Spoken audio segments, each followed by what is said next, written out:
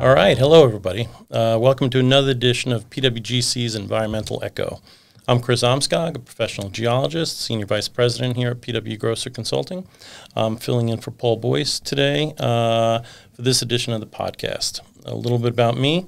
I've been with PWGC for over 25 years. I've worked in a variety of environmental sectors, mining, aggregate production, permitting, material recycling, and remediation projects and dredging projects.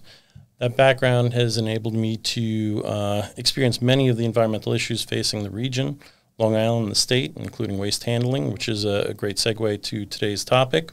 We wanted to get into talking about the waste management issues facing Long Island, and we have a great guest with us today. It's Toby Carlson, chairman of the Carlson Corp.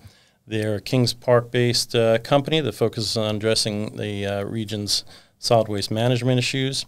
His firm has developed a regional asset management system, or RAMS, which is a unified waste data and governance system using an AI-driven format. This effort stems from multiple waste issues on Long Island facing us, including the region's one of the most pressing issues, closing of a local landfill. But I think we're going to open up the topic and get wider than those areas. So I'd like to introduce Mr. Toby Carlson. And Toby, if you could kind of give a little background on yourself to start, just kind of. Sure. Thank you so much for having me today. My name is Toby Carlson, and as you said, I'm the chairman of Carlson Corp and president of Townline Rail. And I've been working to try to find solutions for Long Island and beyond, and I appreciate this opportunity. So let's dive in. Great. So if you could provide a little background just about your company's history, how it got started, how you've kind of developed it over the past few years. So my great-grandfather arrived here in the country from Sweden in 1880, and we started farming in Kings Park. And farming delved into the contracting business, delved into rail transportation in Kings Park, bringing in the materials that built the Kings Park Psychiatric Center. After that, my grandfather was in the contracting business. When they used to make concrete products out of brick, he figured out how to make them out of precast concrete. And he patented the cesspool in 1947. Okay. After that, my family went into the precast business and the mining and sand and gravel business. And then after that, in 1999-2000, I dropped out of college to buy the small recycling company. At that point in time, it was a tenant-based business on my dad's property. And then I got involved in the business, and it's sort of chugged along since. Okay. All right. Great. And for some of the audience, mining on Long Island is a long history, and a lot of the building products, concrete, asphalt, that we use for construction come from aggregate, which is mined out of the ground. And it's facing regulatory hurdles on its own right. So, I know one of the things that, some of our other guests have spoken about are those hurdles. And there's an issue with Long Island. We're on an island, getting material on and off the island efficiently, cost effectively, and environmentally, friendly ways, which I think we'll hop onto. I mean, and one of the things that you're looking to do is use your proximity on the rail spur with, to look for more environmentally friendly ways to move material on and off the island. Can you kind of talk about what you'd like to get done? Sure, of course. So kind of that becomes that's a great question. And at the end of the day, we are an island, and we have a limited amount of resources on Long Island, and we have a limited amount of everything. And everything that comes in Long Island, obviously, if we can't produce it here, it comes in by truck. And that's a bottleneck. It's 3 bridges, it's traffic, and it's driving through lots of communities. So the whole idea and the premise of Townline Rail was to create solutions that were way ahead of what our needs would be. Due to the, I think this political climate that dictates whether or not we can use our resources on Long Island for Long Islanders. the issue becomes, do we actually recognize that we have needs? What are those needs and how do we fill them? The sand pits out east, my father's sand pit, they all provided materials to build the city. And now the sand pits out east still provide to build the city, to build our towns, to build everything. But as our resources are extremely limited, they become pressure points for community and politics to erupt into challenges. And what we haven't, I don't think we've grasped totally, is the environmental impacts of the whole system that we've created over the last 50 years, and how that system was built on premises and decisions that aren't relevant anymore. We are now in 2025, and we have a growing population. Even though it's somewhat stable, our needs haven't changed. We still need to develop things. We still need to build things. We still need to maintain things, and that requires aggregates and materials. As soon as politics becomes the death of the sand pits or the death of the recycling facilities or the death of projects to create critical infrastructure, we see the degradation of a society as a whole. The death of those industries is not the industries themselves, but the people that don't understand them. And I think we've done a disservice to over the decades. We've villainized, and in some ways, some of it's justified, some of it's not. There were a lot of operators that happened in 1980s, 1990s before the laws changed, when some things were before the laws were changed, and it created villains out of people. And it's still happening today, where we see these sand pit owners out east that are trying to getting shut down when they have pre-existing non-conforming uses. The issue comes on those particular uses is, are we judging it by politics, or are we judging it by factual driven data? Are we creating more problems or less problems? Are we fixing windshields but ripping down our foundations of our communities? And at the end of the day, I think that's what we really have to be genuinely aware of, is that the industry is not the problem. The industry is the solution. The problem is the communication, the problem is the awareness, and the problem is education. And I think that, SECRA is a gift. SECRA is a sort of truth. It does deep environmental analysis. It does a deep dive in everything. And I think you guys are intimately aware of the SECRA process. I think the problem is in our communities, in our county, and as our towns, when we look at things, we go on an agenda of politics. How many people are complaining about what and when and where, and what do we need to shut down to keep the complaining quiet? If we're realistic with ourselves, and I think it is, I think we are being realistic, is that we don't operate in a vacuum. We're one big community. And if we shut down those sand pits, instead of having sand pits driving sand locally from one end of Long Island to the other to the city, we now have sand pits shipping sand from New Jersey or places beyond on trucks through the cities, coming all the way out to the east end of Long Island in Montauk or Kings Park or wherever, and we're not calculating the cost of those things. And I think before we shut down businesses, before we kill things, I think we have to look in the mirror and make an honest assessment of what the factual data is on what happens if we kill the project. What are the impacts then? What does it do to our costs? What does it do to our environment? What is the long-term environmental harm of sending 60,000 trucks a year driving on and off Long Island, instead of recognizing our resources as being precious, protecting the industries, giving balance to industry, and allowing industries to sort of bond with communities, where communities can recognize the value, and in return the industries can protect the communities.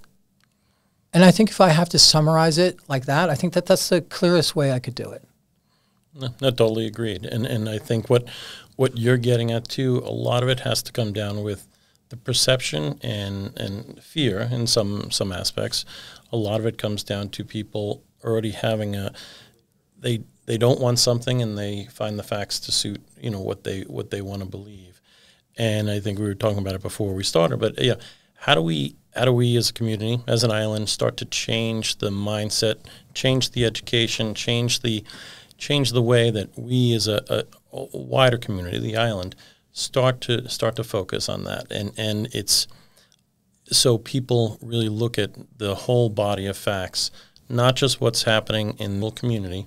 And it's easy to say not in my backyard, but being across the street, it's still in your backyard. Everyone's going to be on the LIE. Everyone's going to be sharing these same resources, and what hurts your neighbor is going to end up hurting you as well. So it gets down to how do we start to educate? So the politicians and the community groups don't act out of fear just to shut something down before they understand it. That I see is getting harder and harder to do in this community. On Long Island, again, we have jobs throughout the state and Northeast, and it hasn't quite gotten there yet. That level of concern, that level of fear. So I know one of the things you have developed with RAMS is kind of take a analytical approach. If you could kind of dive into what RAMS does, how it uses AI to take real data and facts to come up with a direction or just a recommendations based on factual data. Yeah, thank you for the question. It's definitely. So I met AI about 3-4 months ago, and when I got involved with it, I saw a tremendous asset of being able to deep research different technical details that are publicly available or available in the environmental records, be able to digest them, be able to understand what the critical information is, and then put that information to a test. Is this align with what's happening in the world? Like for Long Island's existence, is we have certain towns with certain assets. Certain towns have sand pits, certain towns have recycling facilities, certain towns have rail transportation facilities. But all those operate in apart from each other. They're not coordinated, which is okay. Because everybody has to have their own identity. We have different companies, we have different environmental and government structures. But if we share the data of what we're actually doing, what we're producing, what we're consuming, we can then balance out communities equally. So certain communities might have that rail siding, but they don't have the sand pit. Other communities might have a transfer station, but they don't have the incinerator. So it's a matter of using technology to do the deep dig, like SECRA. In tandem with the SECRA, we use the technology to match that process for the whole county. Then we can set up our assets and our liabilities. Each town has them. We have more waste. Some have more assets. So we balance them out. Then no particular community is taking any more brunt than the other community. So the whole process of using AI to do that is AI is a multiplier. So I'm one person. I can only do so much. So I can only look at so much data at once. That's why these environmental reports become voluminous and they've become extremely expensive. And because we need so many individuals crunching data and providing data sets. So the whole idea is that we can become more efficient by crunching data sets in parallel with the environmental reviews. Then we create a universal standard of the county. The county operates, this is where our needs are, and then we can explain to the public and educate the public in saying, we've done the deep dig. Here's the information. It's our waste. It's not any particular person's. It's our community as a whole. So then people will understand, okay, wait a minute. My waste in my town makes sense. Their waste in my town doesn't make sense. So why don't we just balance out our communities and package our communities together in planning groups and come up with real solutions and take the political burden out of it? Because the reality is waste, essential infrastructure, energy, water, waste management, sewage, these are individuals' burdens. Mine, yours, we share them equally. it's apolitical. But instead, we use these things as political tools to wedge and divide people. So, for instance, Townline Rail. I put the project idea in there because I understood from what was going on Long Island was a waste crisis. So I said, okay, we have the rail, we have the facility, we have all the right components. So let's put our hat and say, if there truly is a waste crisis on Long Island, this facility, this location might be perfect for it. So we propose, we go through a federal process, brutal, expensive, 2.5 years, $1 million later, something that was supposed to be 1 year and $250,000 later. And it was only an environmental assessment. It wasn't even a secret. Yeah. So you're sitting there and you're saying, wow, not only that, but the whole community hates me. The very community my grandfather helped found, the very fire department my grandfather founded, the very buildings that he built, the people despise me. And I'm like, what's the deal with this? We're creating good solutions that we're not even pushing.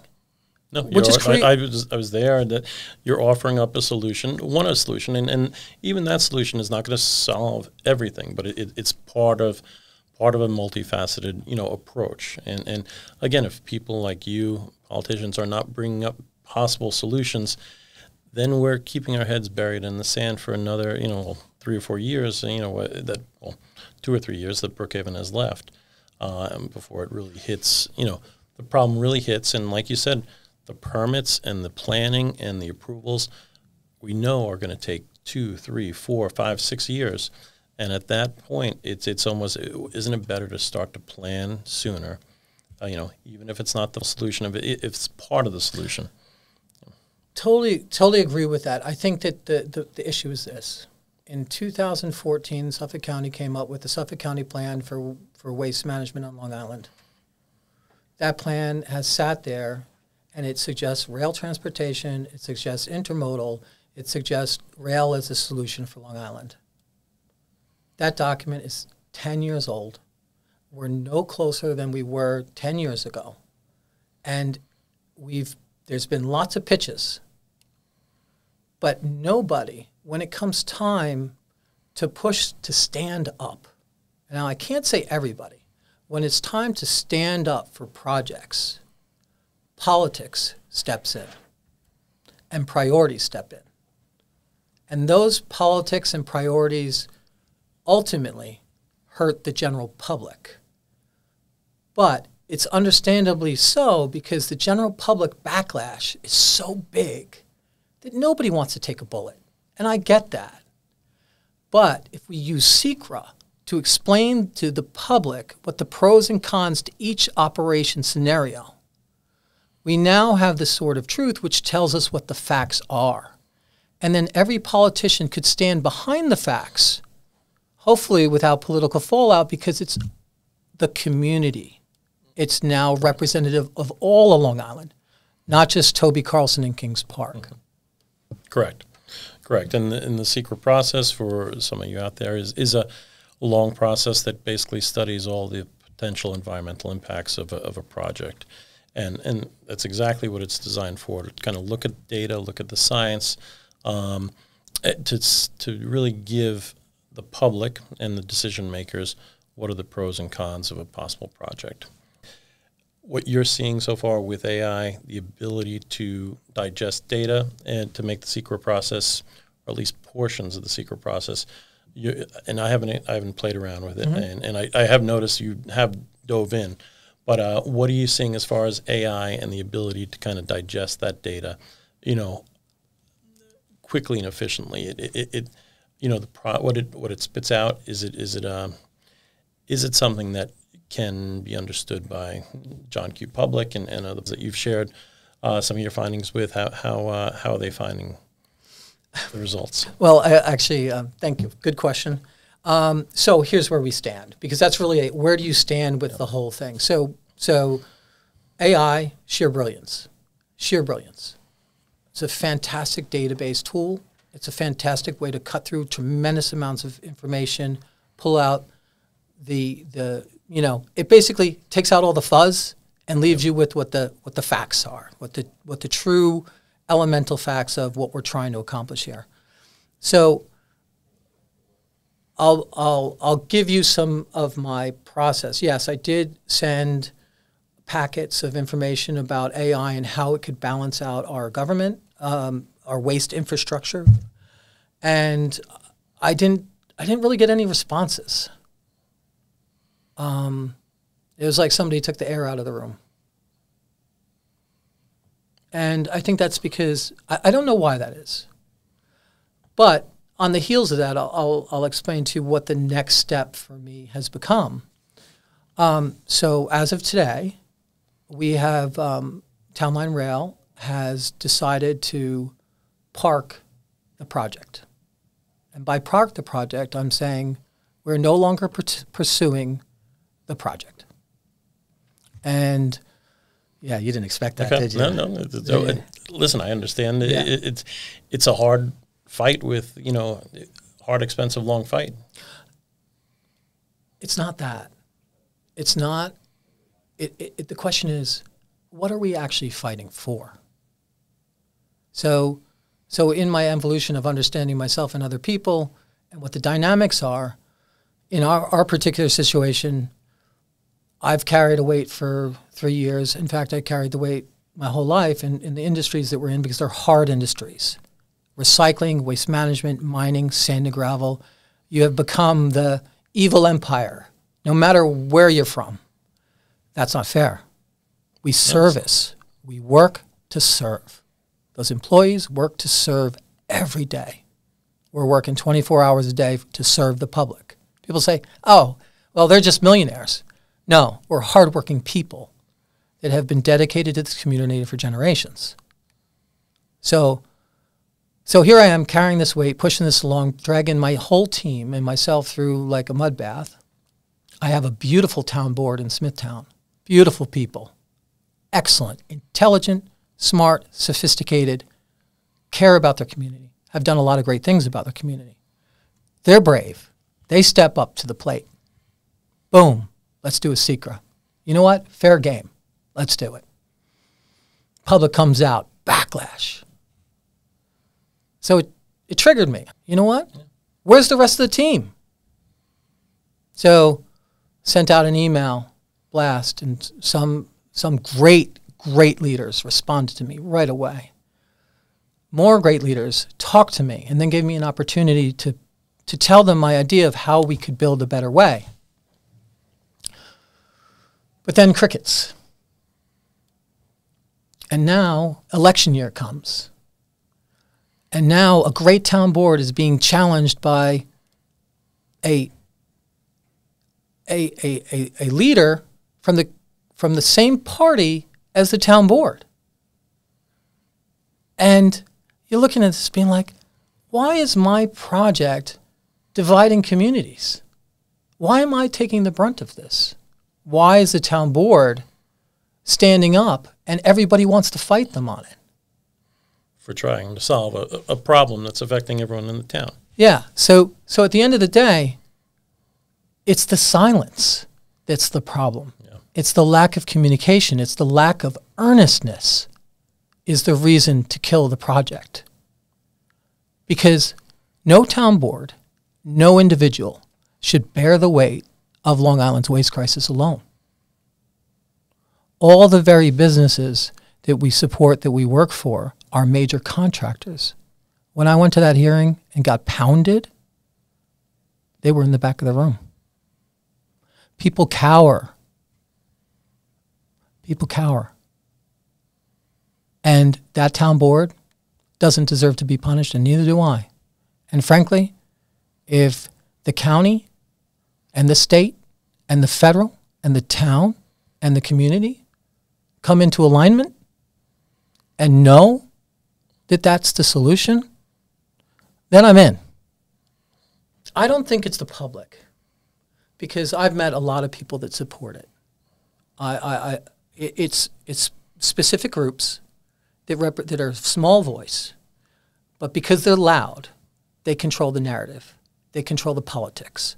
They control And it's not fair to let a few influence the many. So at the end of the day, if the taxes are going to go up and trucking has got to increase, let it be on the hands of those groups that tear down what our community was built on, which was in 1880, when my grandfather showed up, he threw his hat in. He committed to Long Island. And we've been there ever since serving. It hasn't always been perfect. No. But guess what? Now's our time to keep going. And guess what? I'm not doing it with the weight anymore and without help. Oh, agreed. And for someone who works, in my job, I work day in, day out with regulators. And, one thing I've always heard about your operations, DEC, other regulators have always been thrilled with how responsive and what clean operations you do run, and how, if there's an issue, they get addressed right away. You have an impeccable record from everything I've heard from the regulators on the back end. Oh no, we believe and we committed to doing exactly the right things. I'd like to thank Mr. Toby Carlson for being our guest on the PWGC Environmental Echo. It's been very informative. We're going to take a break here, and hopefully we'll see you in the next installment of the PWGC Environmental Echo with Mr. Toby Carlson. We'll hit on a few other topics. Thank you very much.